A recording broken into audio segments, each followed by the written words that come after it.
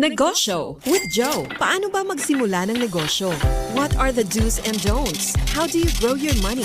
Get a real-life guide from authorities in the industry. Tune in to Negosyo with Joe. Negosyo with Joe. Fridays 4 to 5 p.m. Only here on Capital 104.3. Negosyo with Joe.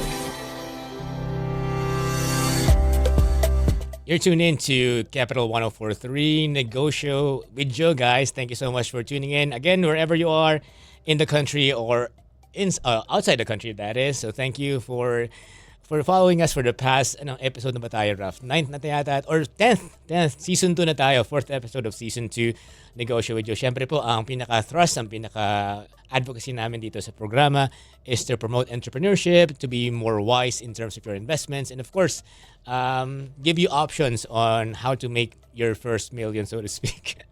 Anyway, so before we officially begin our program, we'd like to invite you again. Please visit our page, Capital 104.3. Also, we are aired on Radyo Magazine every Saturdays at 4 to 5 p.m. and also on Sports Radio. That's 8 to 9 p.m. every Sundays. Radyo Magazine 1278, Brad, no? Tapos yung Sports Radio is... Okay, hanapin nyo lang po sa Facebook. Okay. And you know what? Before I introduce our guest for this afternoon, we'd like to apologize in advance. Kasi po yung pag-uusapan namin, sabi nga namin off the air kanina, medyo pedestrian yung knowledge natin. No? Actually, parang kindergarten yung knowledge natin. Alam ko lang buy and sell. So our guest for today will be educating us, so to speak, and giving us alternative options on, again, what to do with our money and how to make it grow. So this lady has been making waves on all social media, TV, radio, YouTube, lahat na. She is the Chief Equity Strategist of COL Financial and also the host of their YouTube channel, Intelligent Investing. All right, so without further ado, let's find out how we can make more money. Let's introduce our host for the afternoon. Host tuloy. Ang guest natin ngayong hapon, the one and only Miss April Litan. April, good afternoon. Hello. Thank you for having me this afternoon and inviting me. Yes, and she is telegenic pala si Ma'am, no? Siya photogenic. She looks exactly how she looks on TV and radio. Ma'am, good afternoon. Thank you so much for being here. And again, we're very excited and I apologize in advance kasi yung mga tanong po namin talagang wala kaming idea on what you do. And speaking of what you do nga, April, sabi ko nga, before we get to the questions, April, can you give us a background lang, ma'am? Again, you are April Litan and who you are and what do you do?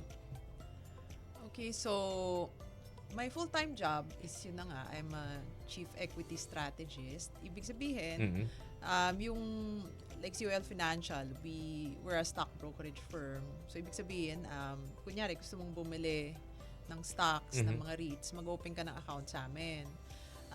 Ngayon, kasi syempre ang daming stocks paano mong pipiliin yung maganda? Right. So we have a research team na magsasabi kung ano yung magaganda at anong pangit. And then, as a chief equity strategist, pipiliin ko doon. Kasi ang dami pa rin Correct. sasabihin ko ng maganda pangit. Pipiliin ko yung tingin kong pinakamagaganda doon. Tapos, we try to make sense of what's happening to the economy also. Tulad nga nung SONA, yung mga ganon, or yung gera. Paano ma-affect yung Pilipinas? Paano ma-affect yung investments mo? Yun mga pinag-usapan. So basically, yun talaga yung ginagawa. Ma'am, just to make you more human lang tanong ko lang, sorry. Pero how did you become what you do na? I mean, nag-aral ka ba? Did you have a business before? Anong background mo before you became the Chief Equity Strategist? Well, actually, I graduated from a business course. Tapos, nung matapos yun, in a way, medyo accident siya. So, Hindi ko naman in-expect na magiging ganito yung trabaho ko. Pero may mga friends kasi akong nagtrabaho sa sa stock brokerage firm. Tapos nakwento nila kung anong ginagawa nila. Tapos sabi ko, parang interesting So, nag-apply ako. Kasi nung college ako, favorite subject ko, economics. Parang ikaw lang yata yung taong yun. Hindi naman. So, sabi ko parang relevant. Tsaka yun. So, I started working in a stockbroker. Unang-una, as an analyst, nag-analyze ng mga different stocks hanggat sa, yun na nga, naging equity strategies na. Kasi syempre, simula parang mas sa details sa kumpanya hanggang sa tumaas ka. So you really started as an equity, parang sa broker ka talaga nag-start talaga after college? Yes, Yun yes. talaga. Oo. Okay. So, kala ko parang mayroong nag-refer sa'yo, ganun, wala talaga. So, after you Wala. graduated with a degree in economics, No. Management engineering. Ateneo? And Ateneo, yes. Atenista. Okay. Kasi waitlisted ako dun sa management engineering. Anyway, so yes, so ME ka sa Ateneo tapos diretso na agad sa brokerage. So you just fell in love with it ba? Ano ba? Parang, syempre bata tayo, di ba? Either doctor, ganun, di ba? Ano ba, did you really love it talaga from the start? Actually, ang maganda dun kasi, di ba yun nga, ina-analyze mo yung kumpanya, parang may kwenta sila. Right, it is. They go through parang drama. Of course. Tapos iba-iba siya. So, it's exciting. It doesn't become boring. Tapos, ang maganda pa dyan, hindi lang Pilipinas eh. Right. Pati yung sa ibang bansa na pag-aaralan. So, it's always exciting. Tsaka, yung nagustuhan ko doon is, pwede kang tumaya sa paniniwala mo. So, walang magdidikta sa'yo, basta ikaw yan. Kunyari, naisip ko, maganda tong stock na to, pinag-aralan ko. Bibili ako niyan. Tapos, pag kumita ka, syempre it's very fulfilling eh. I think for me, yun yung maganda dun eh. Yung sa tinrabaho mo, you're able to make money from what you know. 'Di ba? Kasi kunyari, nag-analyze ka, tapos parang maganda to. 'Di ba? Yun na nga. Pwede mong bilhin yung stock. Diba? Gets ko talaga siya. Pero, I'm sorry, pero diba, parang atypical lang na impression. Kala ko ME, parang corporate, diba? Parang gano'n ang datingan. Pero hindi ka nag-corporate. Corporate naman ng corporate stock broker. naman pala. Pero, okay. Like, my boss will always ask. Yung chairman namin, Yes. si Edward Lee, kilala naman siya sa industriya. One of his favorite questions to yung mga applicants is, kung ano bang habol mo, gusto mo ba ng career or mas entrepreneurial ka? Kasi nga I guess on a stock brokerage firm, pwede mong gawin siyang parang entrepreneurial. How? In the sense nga na if you have a good idea, pwede kang magtaya. Pwede kang kumita na malaki doon. Unlike sa career, sweldo ka, habulin mo yung promotion, habulin mo yung mga pay increase. So, medyo ganun siya. Gusto mo yung analysis, gusto mo yung pag-research ng kumpanya, parang ganun yan, di ba? Yes. Talaga, parang atypical talaga, no? I mean, impression parang sa'yo, parang more of, manager. Parang manager ka naman pala, actually. Anyway, so, speaking of yung career mo, kaya ko lang natanong yung April kasi nga, parang yung mga tao, nagtataka, sino ba itong si April Tan, di ba? Saan ba siya nanggaling? So, yun na yung pinaka-background mo. Yes. After graduating with Management Engineering in Ateneo, talagang brokerage firm na talaga yung pinasukan mo. And then all these years, talagang hindi ka na umalis. Hindi naman. Pero, kasi nga nung in-invite mo ko, I guess I'm also interested in helping people sa personal finance. I mean, if you go to my YouTube channel, hindi lang naman puro stocks. Meron kaming parang segment about personal finance. Yes. Kasi yun din, one of our advocacies is helping people. Correct. And yun na nga, personally, ina-apply ko rin naman siya sa sarili ko. And then, we have a family business, asawa ko. Tapos, na-apply ko rin naman yung konting na pag-aralan ko sa Sakto pala invitation natin kasi nga talaga may advocacy ka na on your personal side. So, sige na, April, let's get down to the meat of our episode for this afternoon. Yun nga po. So, karamihan talaga na mga kasama natin kanina nagtatanong So, stocks, brokerage, equity, bonds, mutual funds. Umpisa muna natin, Miss April, dun sa pinaka-fundamentals. So, sa palagay mo ba, if you wanna go into stock or brokerage or in that line of investing, what are the fundamentals na kailangan mong gawin or kailangan mong malaman? Yung sa stocks, kung magsa-stock picking ka o mag-i-invest ka. Different ba yan? Can you Iba. differentiate, please? Kasi ang maganda ngayon is, before kasi, ang kadalasan is open ka ng account sa broker. Tapos, bibili ka ng stock. Pero ang tanong, mag-open ka, tapos anong bibilin ko? Paano ko pipiliin kung... So, paano? Yun. So, yan yung isang route, no? Actually, mas popular yan. Kasi, kadalasan, yan parang may konting personal. Correct. Kunyari, pag yung mga bata, mag-open ka ng account, tapos tanong mo, ano bang gusto mong invest? So, for them, yung mga kilala nila, like, syempre gusto nila Jollibee, SMC. Yung mga SM, yung ganon. Or BDO, or kung saan nagtatrabaho si mommy, saan nagtatrabaho si daddy. Yung mga ganun, yung mga brands na kilala nila. So, syempre parang okay to. Sige, bilhin ko yan.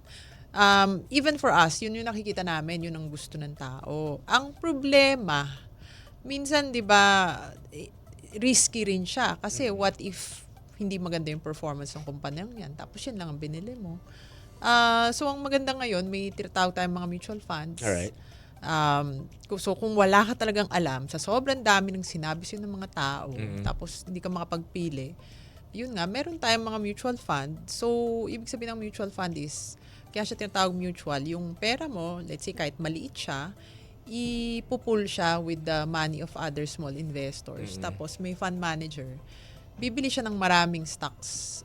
So, diversified na siya. Tapos yung pinaka-popular sa Philippines is the index fund. Index fund. So, ibig sabihin, ginagaya niya yung PSEI index. Correct. Oo. Tsaka, ang gusto ko rin sabihin is, kasi I'm sure, marami sa nakikinig ngayon sasabihin, laos naman ng Pilipinas, talo naman. Oh. Ang good news is, meron ding mga mutual fund na pwede kang bumili ng US stocks. Pwede ring international. Yes, pwede ring international. So, mabibili mo yan lahat sa stockbroker firm, like COL Financial, pag nag-open ka ng account. Okay. Medyo singit lang konti, April, no? Sabi mo kanina, yun nga, so if you wanna diversify, if you wanna invest, so nasa sa'yo talaga yun. Would you say na kapag ako gusto kong mag-invest, na dapat alam mo rin yung ininvestan mo, dapat ba naniniwala ka dun sa kumpanya o talagang gusto mo lang kumita? You get my drift? Para, Yes. Do you think na meron, or you have to separate the two? Gusto ko lang talaga kumita, pero o naniniwala ako sa vision ng kumpanya o direction ng kumpanya nito?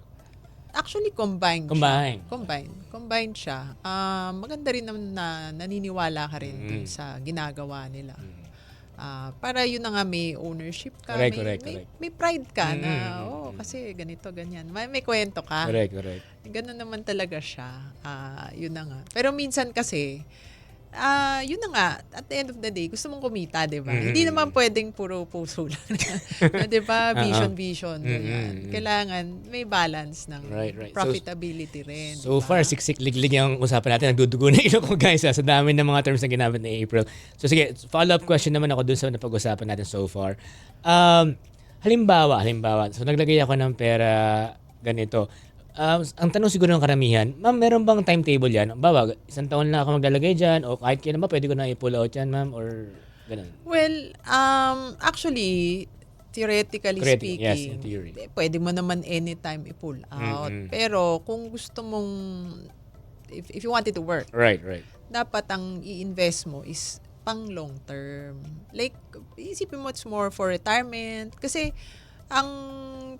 pag pinag-aralan mong stock market, it's one of the best performing assets talaga. Anywhere. Anywhere. Pero ang kaso nga, over a long period of Right. time. Kaya pag bumili ka, tatapatin mo din siya sa pera na pang long term. Hindi yung pang 1 year, 1 year. Actually, the thing I was driving at is dapat talaga hindi ka nagmamadali. So dapat Hindi ito talaga, yung ang stocks is more of a long-term investment siya. So, tatapatin mo rin siya sa perang pang long term. Pag yung gusto mo, 1 year, kikita ka na, itapat mo siya Meron. sa ibang produkto na pang 1 year din. Kasi may mga bata ngayon, di ba, na meron silang kita, kumikita na sila sa corporate, tapos gusto nila mag sa stocks, medyo nagmamadali, di ba? Gusto nila ng returns agad. So, meron din bang ganun klase ng investment naman na medyo mabilis? Oo. Actually, yung kadalasan, ang pananaw ng tao sa stocks is yung pwedeng kumitang malaki. Yes. Meron naman. Pero, syempre, di ba sabi nga high risk, high return. Kasi pwede ka rin malugi ng malaki. Yun ang malaki, ititawag nga nila volatility. Malaki yung range niya na pwede siyang bumaba ng malaki, pwede siyang umakyat ng malaki sa kung 1 year lang ang yun nga, yung time horizon gusto mo mo. lang 1 year lang. So, yun yung risk. So again, may option naman si investor kung saan niya gustong ilagay. Pero sabi mo nga, again, if you are in for the long term, talagang bagay sa itong stock na to. Lalo na kung, empleyado na, karamihan sa mga nakikinig din sa atin is mga employees ng government, April. So, you can see yourself mga 10 years, 20 years na sa gobyerno. So, pwede ka talaga mag-stock. Pwede mo lagay dyan. Oo. So, yung mga advice mo pala. Pag talaga, Yes. Oo. Unti-unti lang naman. Ang style dyan is every sweldo. Yun. Talagang mag-commit ka na mga 10% ng sweldo mo. Kung natatakot ka kahit sabihin natin 5% or 1,000, 2,000, yung parang hinuhulugan mo lang. Correct. Imbis na sa man nilalagay. imbis na mag-Starbucks kayo, yun, di ba? Yung mga ganon, isipin mo, saan kaya ako pwede magtipid? Tapos yung tinipid mo, kung kaya mong magtipid ng 1,000 every month, yun yung bili mo. Tapos, di ba, yun ang iset aside. Yung mga oldies natin, April, no, yung mga medyo mas patanda sa atin ng konti, ang bukang bibig, lalo yung nanay ko, shoutout pala sa nanay ko, time deposit pa rin yung time deposit pa rin yung bukang bibig niya on where to put the money. Halimbawa, may pera ako, 10,000. Time deposit mo yan. Do you still agree in this time and age na doon pa rin natin ilagay yung pera? Hindi. Kasi, kasi ang bangko, okay. 'Di ba nung kabataan natin 2% pa yan, savings. Ngayon, masaya ka na sa 2%. Tapos may 20% tax pa. Iba na kasi. Okay. Actually, kung matyaga kayo, madali na lang i-AI mo. Tapos hanapin mo yung digital bank na pinakamataas ang interest. Digital bank. Kasi mataas ang interest ng digital bank, lalo na kung hindi ganun kalaki yung pera mo. Let's say, define natin yung malaki. Yes, please. Kung kahit ka few hundred, for example, yung one of the banks, digital banks na mataas ang interest is say Maya Bank. So, kung sabi natin, few hundreds lang naman lalagay mo, di ba? Pagka may goal ka. Right. Pwedeng up to 8% per annum yung interest. Ito nga sa mga apps mga digital banks ngayon. Tapos yung mga ibang bago, pipili ka rin. Hindi naman lahat, yung iba binaba na rin nila Pero, that's a good place to put digital bank na tayo ngayon. Yung mga let's say actually napulot ko din to sa parang personal finance gurus na taga-US. Sabi nila, kung pang-emergency money lang naman, ibig sabihin, syempre, di ba ang payo nga is magtabi ka ng 6 months na emergency money. In case na magkasakit ka, mawalan ka ng trabaho, may na-aksidente sa pamilya. Pero kailangan ma-withdraw mo yon agad-agad. So kung ganun, ilagay mo siya sa digital bank na mataas ang interest at madaling mai-withdraw. Lalo na ngayon, libre na ang InstaPay, di ba? Actually, oo nga Napansin ko lately, parang yung mga pang-come on na mga digital apps, banks, Maribank, Maya, yun nga yung mataas. Pwede ka maglagay ng pera sa kanila. Tsaka di ba, parang may insurance yes, to 1 million. Meron pa, di ba? So, in-approve ng BSP. So again, natagdagan yung mga digital banks natin. So yun lang. Basta siguraduhin natin na lisensyado ng BSP. Yan. Meron namang list yan. Huwag tayong papatol sa kung sino nagsabi lang dyan na mataas ang interest. Pero yung mga sanay sa time deposit, yun na lang ang piliin natin. Kasi at least mas matataas kaysa yung sa traditional bank.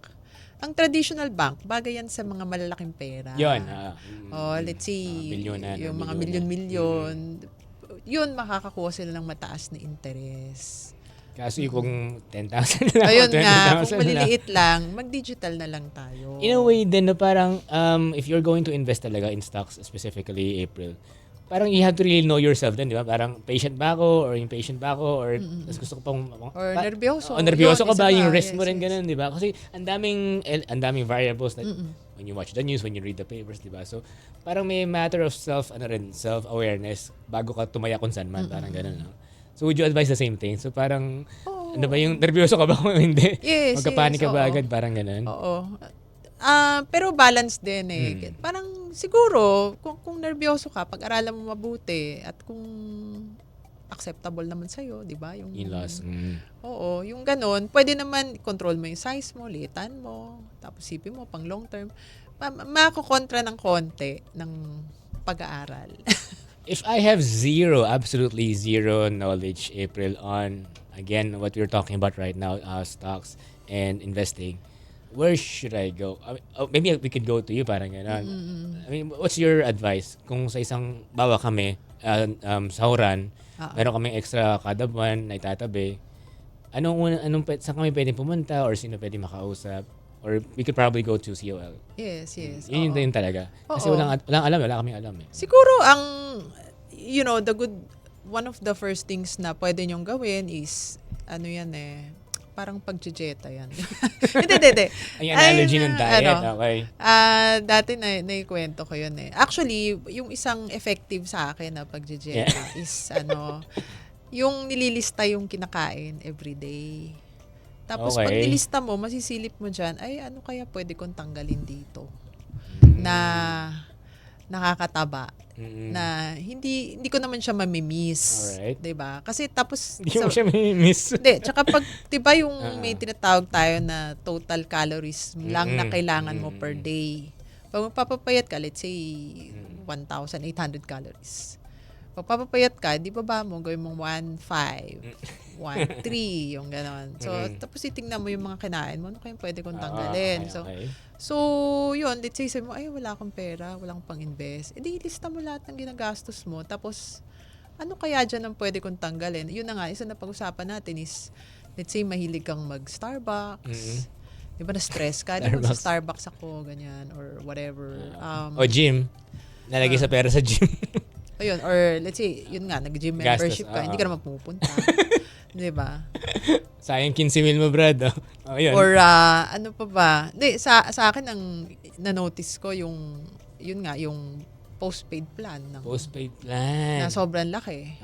Di ba? Na, ay, pwede na pala yung mababa lang. Edi, downgrade ka. Yung mga ganon.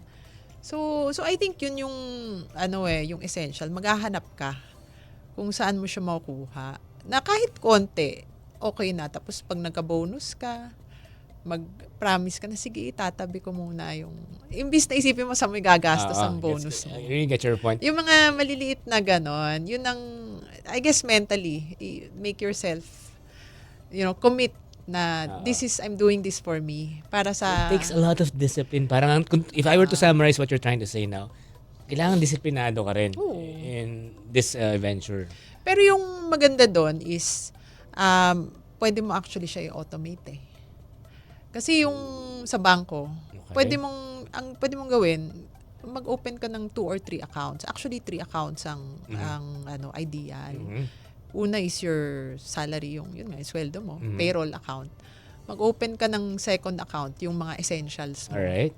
Tapos third account is yung investment, para hindi mo na siya makita. Kasi 'di ba, kadalasan pag nakikita mo, ay may sale, tika may pera pa ba ako? Kasi gagastusin mo 'yan. Tapos yung like yun nga sa COL Financial, pwedeng automatic from your investment account. Diretso na pagbili ng yun. Mga mutual funds, mga stocks. Nice. Yan. So, we'll be having a very short break, guys. Pero yung nga, na-segue na ni April na pag-usapan natin yung COL Financial. So, April, before we have our first break, so, kung tama yung pag-summarize ko sa unang usapan natin. So, parang mix siya ng may savings, may investments, mix din siya ng patience, siya ng risk. Parang mix din siya, hindi siya yung tipong one side lang. Oh, yes. Oo. Kasi we want it to be easy for everyone. Mahirap naman talaga yung proseso. Padadaliin lang natin. Pag-usapan natin yan, guys, yung padadaliin na proseso. Again, you're still tuned into Capital 104.3 Negosyo with Joe. Babalikan po natin our second half of the show, si April Litan, ang Chief Equity Strategist ng COL Financial. Paano nga ba gamitin yung COL Financial na yan? At syempre, paano natin mapalaki pa yung mga sahod natin? In the meantime, we'll get you more of the music now coming from Alicia Keys featuring Usher in 2004. If I Can Catch You, only here on Capital 104.3. Some people live for the fortune. Negosyo with Joe. Paano ba magsimula ng negosyo? What are the do's and don'ts? How do you grow your money? Get a real-life guide from authorities in the industry. Tune in to Negosyo with Joe. Negosyo with Joe. Fridays 4 to 5 p.m. Only here on Capital 104.3. Negosyo with Joe. Welcome back to the program. You're still tuned into Capital 104.3 Negosyo with Joe, guys, on our 4th episode. Season 2 na po tayo. So again, for those who have been following us for the past 2 months, Maraming salamat po for tuning in and hopefully meron kayo napupulot, meron kayo natutunan at sana nagsimula na po kayo ng inyong entrepreneurial venture or investment. And speaking of which, ayan, kasama po natin sa programa ngayong hapong ito, of course, the Chief Equity Strategist of COL Financial and of course, the host of the YouTube channel, Intelligent Investing. Nagiging matalino na tayo, guys. Let's welcome back to the program, Miss April Litan. Ma'am, welcome back to the show. Okay, thank you again for having me today. Ayun, so pinag-usapan natin kanina, April, no, na yun nga. So again, as much as merong upside and downside in investing, again, dapat talaga kung sa stocks, long-term talaga ang ano mo doon, ang use mo doon. Very important yung patience. Now, yung mga kasama natin sa office ngayon, April, is mostly young individuals. Banggit nga ni Ralph kanina, yung tinatawag nilang, ito na po, sa mga nagtatanong sa, sa PM sa akin, yun nga daw, yung options trading, Ralph. So, kanina we were talking about it off-air. So, baka pwedeng i-share natin sa mga nakikinig sa atin on-air, Ralph. So, yun nga, ano din yung options trading, April, kanina? Yeah. Okay, so options, parang, ano yun well, para sa mga maliliit na puhunan, let's say gusto mong tumaya sa, let's say malakas yung isang US stock. Usually sa US yan uso di ba? Or sa Forex. Yes. Gusto mong tumaya pero wala ka ng millions, konti lang pera mo. Para gagawin niyang exciting, yun na nga, with a little bit of money, pag umakyat siya, makukuha mo yung buong move. Pero maliit lang ng pera. Yes. Kaya nga, di ba yung mga nagfo-forex, kadalasan, nagfo-forex sila, maliit lang yung pera. Pero let's say yung peso nag-depreciate from 59 to 61. Kung compute mo nga yung percent, di ba? Wala pa namang 5% yung let. Anong kikitain mo sa 5%, di ba?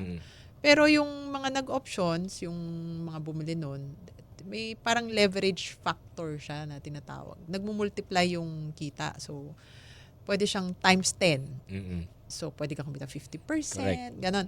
So, yung options, essentially, parang sinasabi na, ano yan, parang, yun nga, it's an option to buy or an option to sell. Di pagka tumaas yung presyo niyan, let's say, ito nga, parang meron nga akong pagkakataong bumili sa certain price. Di pag tumaas siya ng malaki, yung itong price na to, mare-reflect 100% sa'yo. Tapos tataas yung kita mo. So may ganon, may leverage factor na tinatawag. So again, ang dami palang options talaga on how to multiply and how to increase your money. No? So ito na po, yung kanina nga po sinabi namin, si April is the Chief Equity Strategist of COL Financial. Can you give our audience and our listeners, April, what are the services, the usual services that offered, and ano pa yung mga pinaka-common ba na ina-avail sa inyo ng mga tao? Oo, actually, COL Financial, we are a stock brokerage firm. Ibig sabihin, kung gusto nyo bumili ng stocks, makakabili kayo sa amin. Gusto nyo bumili ng REITs, makakabili rin kayo sa amin. Aside from that, yun nga, yung mga mutual funds na binanggit ko. Pero aside from Philippine stocks, yung mutual funds, meron na ring US. Pwede. US stocks, Chinese stocks. Meron pang bond funds. May ganun na ngayon na bond funds. Money market funds. Yes. Pero hindi ko masyadong favorite yung bond funds. Money market, sige, pwede na rin. Pagtsaga. Yun. So, yun yung mga available products na nasa website namin. Pero yun nga, so like high net worth individuals, if you want an agent, meron. So, may mga ganong bagay. Pero essentially, yun yung mga available. So what's your bias? And assuming ang bias mo talaga is stocks, Hindi mutual fund, ang bias mo talaga is stocks talaga. Depends. Kasi ang mutual fund, let's say, ang maganda kasi, yung isang napag-isipan ko, kung nireflect ko yung sarili kong buhay. Maybe if I were younger, baka dapat, yung portfolio ko, mas ginawa kong 50% na global fund. Then local. Na yun nga, bumili ako ng mga mutual fund. Kasi kung isipin natin na mabuti, let's say ang over the past 10 years, nag-depreciate ang peso. So pag bumili ka ng US fund, edi kumita ka. Depreciation pa lang. And not to mention, ang laki ng tinaas ng US market, edi sana nakisabay tayo doon. Kasi kung isipin mo mabuti, ang US and even like other global markets, parang mas malaki sila Correct. kaysa sa That, Pilipinas. 10 years ago, no? Grabe. Oo. Kaya kung diversification nga ang pinag-uusapan, dapat nagtabi tayo ng certain My next amount question doon. is, so Oo. was it prohibited before or ngayon lang ba naging pwede sa ibang, or Hindi naman, hindi lang siya popular and easily accessible before. Aha. Unlike ngayon, ang dali-dali na lang. Tapos yun nga may automation pa ngayon? na pwede mong, yun na nga, pwede mo nang i-automate yung process para hindi ka na mahirapan. Kasi ang kadalasan, yun na nga natutukso tayo eh. Let's say yung payroll mo, nakita mo may laman. Tapos, kunyari, nag-piece of fare. Yan. Oh, 'di ba? Piece of fare. Gustong-gusto ko talagang pumunta diyan. So, ito na yung pagkakataon ko, 'di ba? Or sa mga ladies like me, ang hilig namin bumili ng bag. Ang tagal ko nang gusto to eh. 'Di ba? Ito na pagkakataon, nag-sale, di bibiling ko na, 'di ba? Yun lagi siyang may tukso. So, ngayon naman, again, probably people are, attuned sa mga balita. Kamusta naman tayo? I mean, PSEI, kamusta naman in your appreciation? Okay naman ba? Mag-invest pa rin ba? Ako, aaminin ko kung yung index at index lang ang titignan natin, hindi talaga maganda. Halos hindi siya gumalaw. Correct. Pero yung maganda for me, in my opinion, yung ngayon ko lang nakikita na dating hindi is ang tataas ng mga cash dividend. So, para siyang income eh. Parang instead of a bond, Correct. bibili ka ng stock, tapos may bibigay siya sa'yo, yung share of the net income. Dahil sobra siyang mura, pag nagbigay siya ng, let's say may policy siya, ang policy ng kumpanya, 50% ng profits niya, ibabayad niya sa shareholders. Dahil nga sobra siyang mura, yung 50% ng net income, pag binigay niya sa'yo, based dun sa puhunan na pinasok mo sa kanya, that's equivalent to 5%, 6%, na malaki na. Tapos okay na. ang lamang sa cash div, 10% lang ang withholding tax. Versus sa time deposit nga, na uso nung dating panahon, 20%. Tapos yun nga, kung long term ang objective mo, may potential surprise na upside mo sa target price. Kasi paano ba natin may kwentong mura? Kasi syempre pag sinabi ko PE ratio, ano yan? Hindi naman ako makarelate, di ba? Ganito na lang, for Price example. po yun price. Ano yan? Price to earnings ratio po yun. Okay. P/E ratio po. O kunyari ganito na lang, di ba Ayala Land? Binentahan sobra-sobra. Kasi 'di ba yung nagsabi sila i-delay namin yung mga ibang projects. Natakot yung mga tao, kala na may problema ng Ayala. Alam mo ba sa current price niya, yung mabibili mo siya below yung acquisition cost nung mga lupa niya na nasa loob. Kaya kung tanungin mo sarili mo, bakit ka pa bibili ng property sa Ayala Land? Kung yung kumpanya na lang ang bilhin mo. Kasi correct. discounted pa siya kaysa dun sa presyo ng mga Galing di ba? Nakakatawa pala, no? Nakakatawa. Yung analysis talaga. So basically, you really have to see, aside from the macro, may micro din content. No? Meron. Para ka rin palang parang, Meron. so you can, economical expert, parang hindi siya political expert, parang economic experts ka, parang ganun na rin ang... Pero yun nga, yung risk doon is, yun nga, tanungin mo sa akin, kailan ba yan naakyat? Hindi ko alam. Pero kung kaya mo namang, di ba, yung benefit mo, let's say for a 29-year-old or a 30-year-old, you have time. Siya yung nag-invest sa inyo sa mining. Thank you daw. Oo. Yun nga, yun naman ang strength mo, yun ang advantage mo. May time ka. Kaya mong hintayin hanggat sa... Depende na talaga sa iyo, no? Depende na talaga sa iyo yun. Ayan. Nako, yung mga the big companies, ang daming shake-up ngayon na nangyayari, no? April. Of course, Ayala, Jollibee. Kamusta ba si Jollibee ngayon?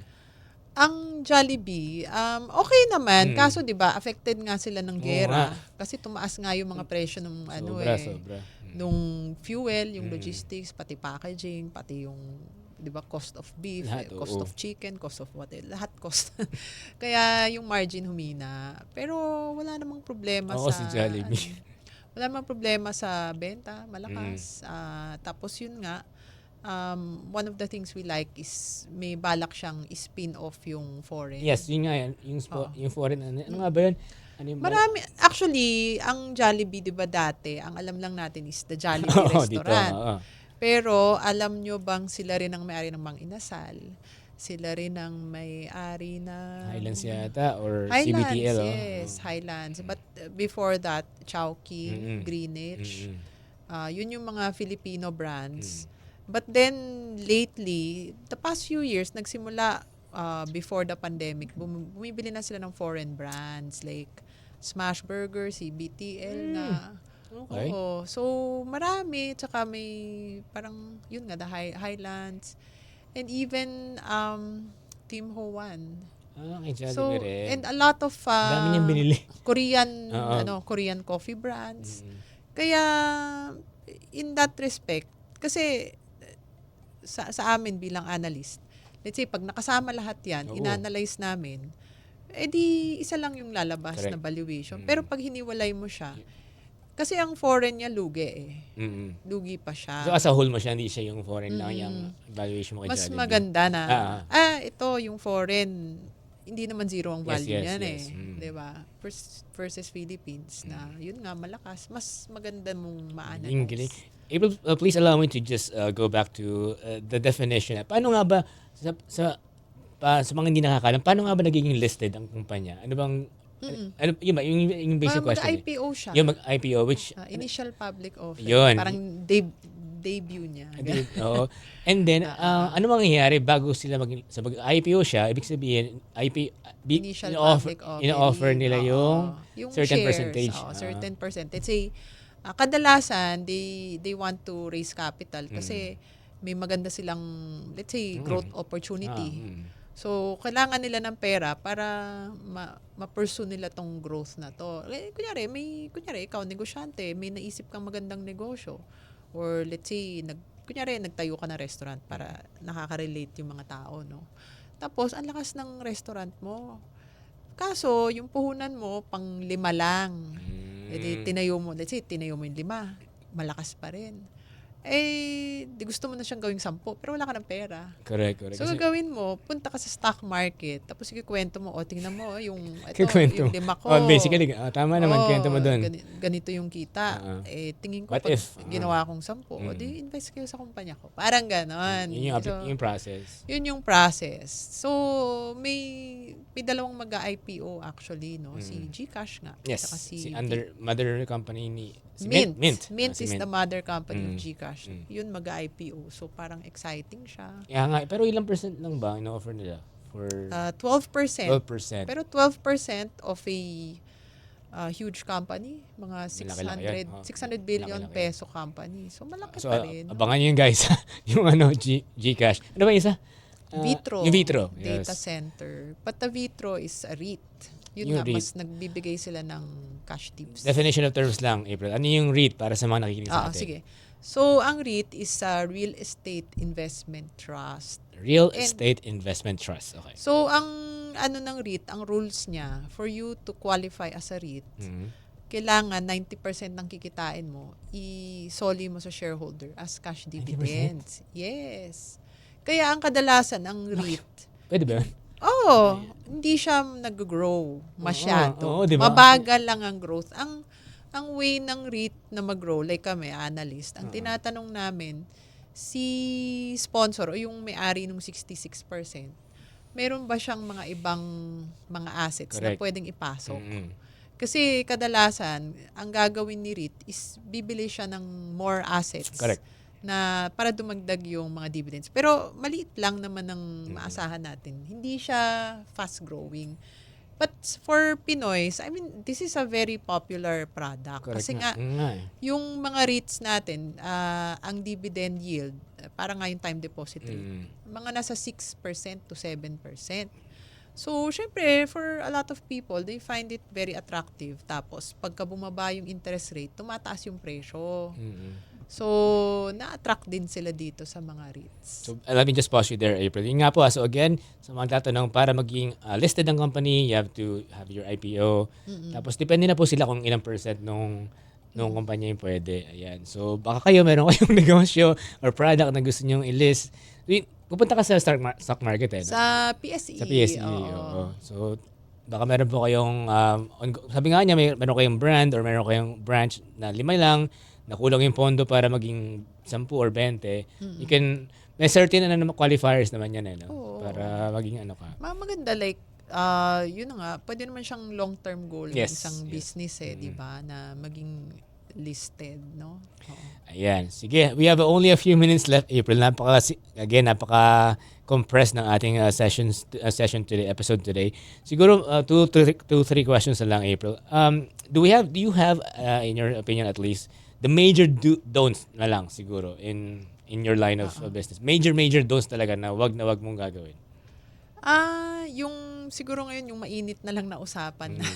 Yun nga tinatawag natin leverage, 'di ba? Kunyari doon sa pag nababasa niyo sa news yung Korea. Oo. So, ibig sabihin, uutang ka para dumoble, mag-triple yung kita mo. Yun. So, in the good times, totoo yan. In the good Doble, times. Triple. Pero, ang magnify din on the way down. So, pwedeng... So, pray na tayo dun, guys. Hit the brake muna dun. so, especially for new investors, no? Ingat Bigla lang. sila. Huwag tayong gagawin yun. Yun lang. Ingat-ingat lang dun. Yun nga, risk management na mahalaga. Tsaka ano pa ba? So, essentially kasi, guys, to sa mga nakikinig, again, investing is also, of course, business is also gambling, di ba? So, again, risk management. And again, they can come to you guys for help and para makatulong sa kanila. Oo. Siguro yun yung malaki. Yun nga. Tsaka diversification. Kasi kahit sabihin natin maganda yung performance ng isang stock or even right now, maraming nagtatanong gusto mag-all-in sa US. Kasi malakas ang US. Yan. Oo. Pero yun nga, ang sa akin lang, huwag tayong all-in. Sabi nga nila, don't put your all your eggs in one basket. Mahalagang diversification kasi hindi natin masasabi kung forever. Diba? Ayan. Ako, ayoko pang tapusin yung program. Siguro a few questions na lang, April. In terms of stock pa rin, meron bang stock na may kinalaman sa tourism sa Pilipinas or abroad? May tourism ba? Wala? Or hotel, gano'n? Full? Meron, no? Walang pure play. Meron yung may mga nakahalo konti. gets. Let's say Ayala Land or kahit nga SM meron. Pero sadly, it's such a small portion. Even agriculture and food. Meron, URC ba? URC. Pero again, it's not a pure play. It's not pure play. Yes, yes. Mga ganun sila May halo, pero hindi siya pure. How's your daily life, by the way? So parang napaka-exciting ng buhay mo. I think what I'm trying to point out is, in a regular basis na may stocks ka, how often do you check the happenings ba? So, once a week, once a month ba? Ano ba? Every day naman, the market is always open. Pero more of, I look at the news. Tapos kung sino yung mga malalakas, yun yung tinitignan ko. And yun na nga, like and subscribe my channel.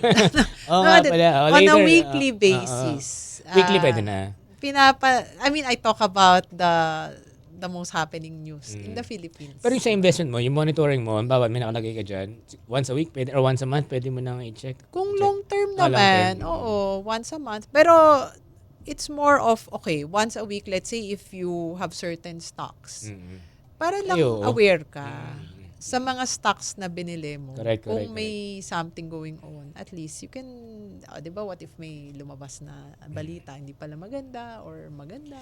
Yan. Siguro, a few questions pa. Isingit ka lang, guys. I know we're running into overtime, pero ngayon, April, puro in the age of AI, tech na, di ba? Tech, ang dami na rin ngayon. And traditionally, the Philippine economy is traditional talaga ang Pilipinas, di ba? Yes. Do you see the direction of at least the PSEI or in the country in relation to other countries? Ano ba direction natin in terms of AI or tech naman? What do you see for the country naman? I think the worry is, di ba, yung BPO sector baka tamaan, di tatamaan din yung mga property companies. Pero natanong ko kay David Lichu, is like a property consultant, kung ano ba talaga nangyayari. Ang sabi naman niya, ang na-offset, totoong may tama ang AI, pero since lumaki yung negosyo sa iba, yun daw yung bumabawi. So, lumalakas naman yung demand for other things. So, nababawi pa din daw. So, okay pa rin. okay pa rin naman. Tsaka yun nga, di ba, yung one of the things na napag-usapan na, di ba, yung mga paksilica, and then potentially yung data centers na dami. Right. May mga offsets naman. And maniwala ka o hindi, yung exports natin ng semiconductors nagpipick up. Correct. So kahit paano, nagbe-benefit tayo. Unfortunately, it's a small share of the total economy. Sana mas malaki. Pero, di ba, kahit paano, meron naman. So, bawa ngayon 2026 na April. So, as far as that PSEI, the next 20 years, okay, ano namang ang future ng PSEI? Okay naman? The forecast? Meron namang mga bagong pumapasok. And then, for example, the banking sector still okay. Then, GCash, quite excited about it. Kasi at least medyo may pagka-tech siya, di ba? Kasi fintech. Oo nga. And hopefully, we'll see Maya of PLDT also list.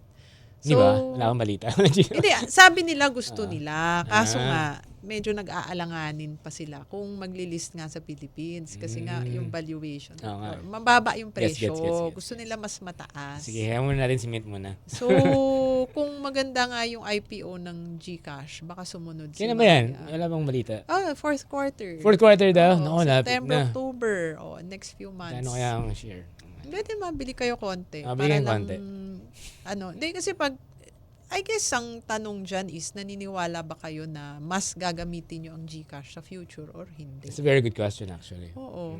Baka mayroon ka ng ibang app din Or o nagmamigrate na sa iba, di ba? na ano na siya, na obsolete, di huwag kayong bumili. Pero kung naniniwala kayo na gagamitin pa siya, all the more, di maganda siyang bilhin, di ba? Parang pangmatay nyo talaga to, brother.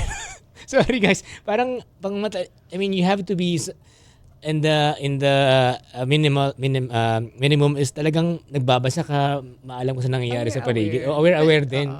Pero maganda siya kasi pagkausap niyo yung mga tao. Correct.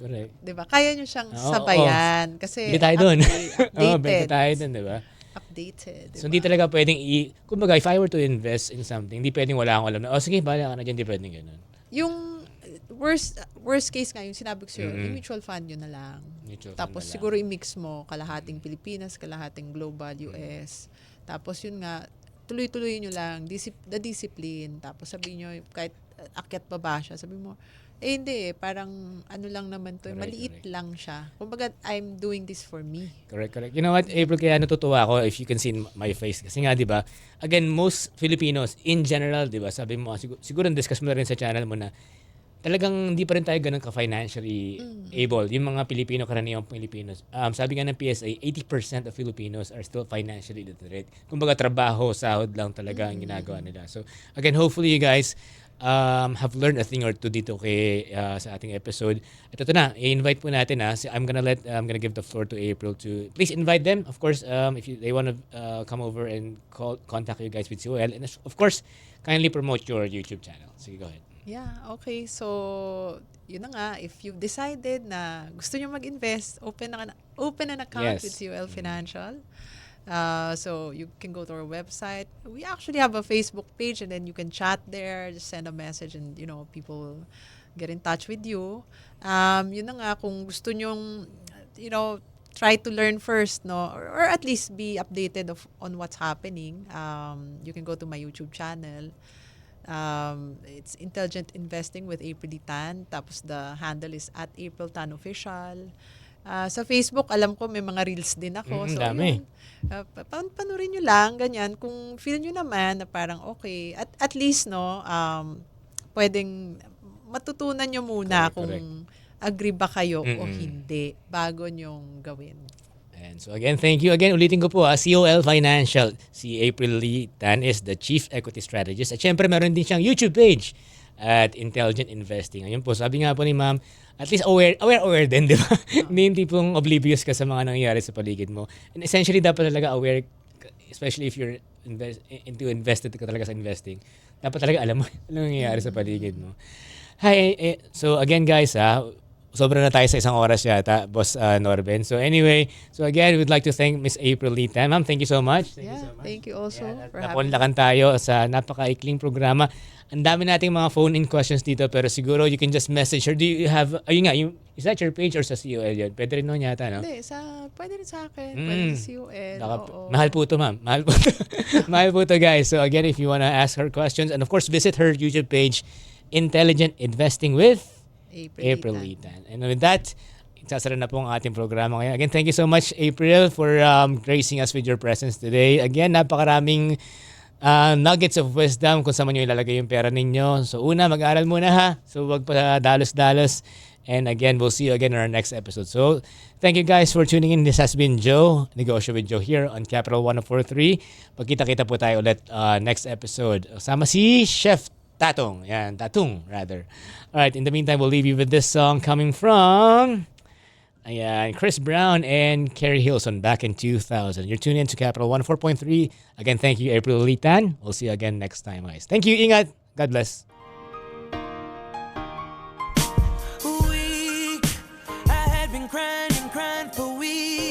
Negosyo with Joe on Capital 104.3.